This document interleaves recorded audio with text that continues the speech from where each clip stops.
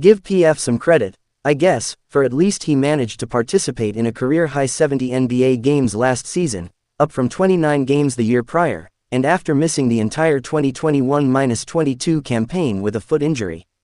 When studying potential names for the annual Do Not Draft list, where value is king, Williamson has always been a rather easy choice, not only due to constant injuries costing him myriad games, but because overeager managers always drafted the hype over the likely statistics.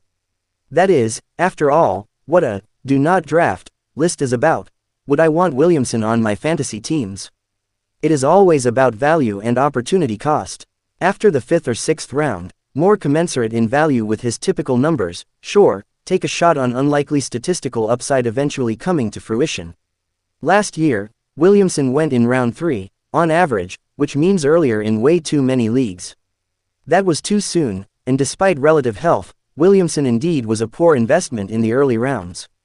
He finished 69th on the player rater roto category formats, barely top 40 in volume-based points leagues. Even in points leagues, pay attention to the numbers more critical to roto formats, because we cannot always count on volume. Williamson could lead this column every year, but there is another young player who, while durable through his first 2 NBA seasons, does offer some disappointing statistical comparison that perhaps few have noticed, but people are ignoring the similarities. We used to complain that Williamson did not rebound enough, when he seemed capable of doing so, to justify his hype, offered little when it came to stocks, steals and blocks, was almost no reasonable threat for three-pointers, and actively hurt fantasy managers with his free throw shooting. PFSF was the league's top rookie in 2022-23, and he statistically improved in some areas last season, averaging more points and assists, notably.